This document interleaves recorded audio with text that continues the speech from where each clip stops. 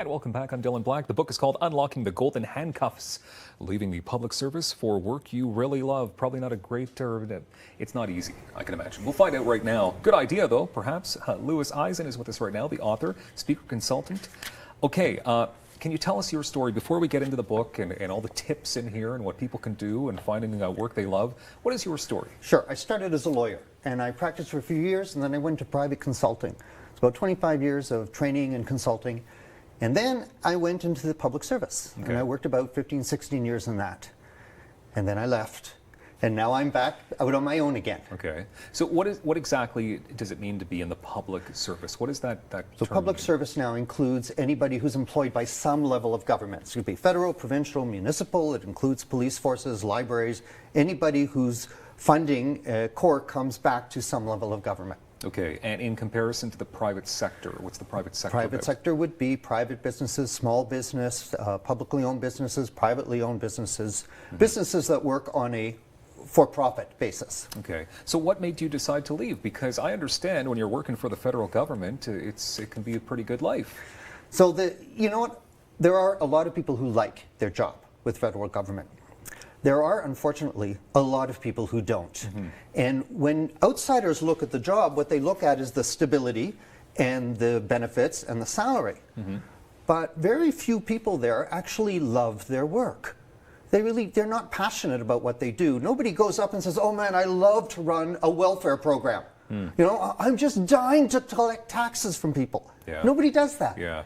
So most people who work for the government are not working in an area they love. Okay, so what makes them so unhappy? And a lot of things that affect large organizations, bureaucracy, and the sort of helplessness that the level decisions are all made very high level, and at lower levels you tend not to have the kind of power that you like, not to have the influence or leave the footprint that you'd like to be able to leave.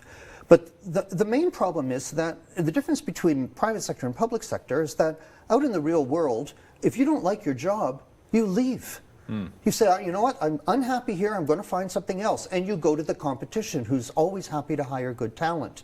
In the government, there's no competition, there's no one to go to, and people don't leave. They feel stuck. Okay, so why do they stay? I mean, obviously, financially, they stay, job security perhaps. What are the reasons why they would stay in a job that they hate so much, other than those reasons? Some of them don't know any differently. So people who've been in the public service their whole life don't know what it really means to love what you do.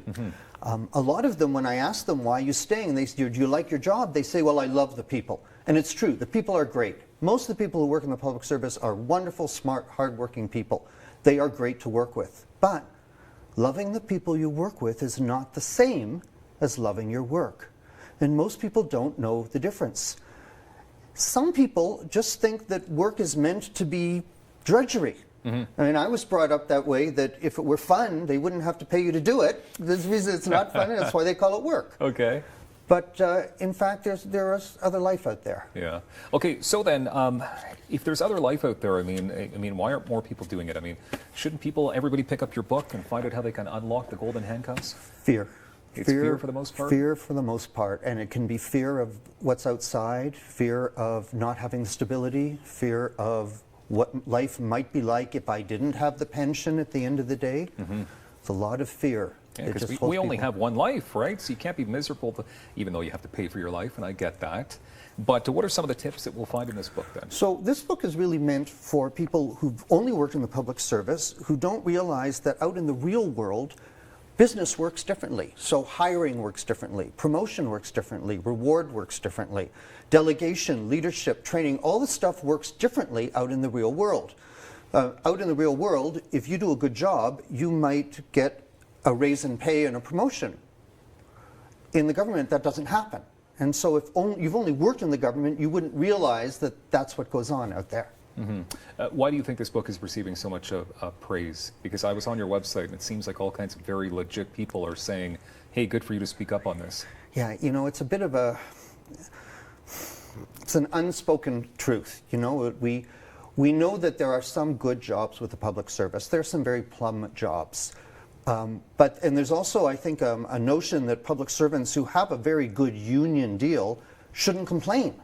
And the notion, if they do complain, they're just complaining, they're being griping, and it's not the case. And I think I'm saying something that a lot of people know from their friends, from their family, from people they've spoken to who are unhappy, and saying, well, this is good. I'm glad you're pulling the covers back. Okay, so I did list off of some of your, your titles right now. So you're an author, a speaker, a consultant. These are all things that you went to then after you left your job? I ran courses for years. I still do courses in policy training. I teach organizations how to write policies.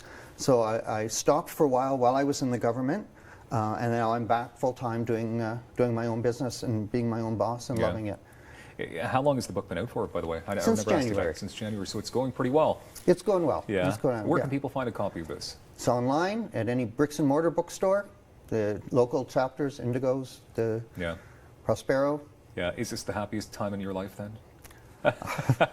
I know you probably had a lot of happy moments, but you're happier. I'm certainly happy, feeling that I'm doing what I love to do. That everything I'm doing, whether I'm working on the web or doing the accounting or doing the drudgery stuff, it's still for something I love to do. And it's really important. It's important to love what you do. Very important. GoldenHandcuffs.net for more details in the book and, of course, for public appearances and more. Louis Eisen, thank you very much for joining us today. Thank you. And thank you, as always. Have a good day.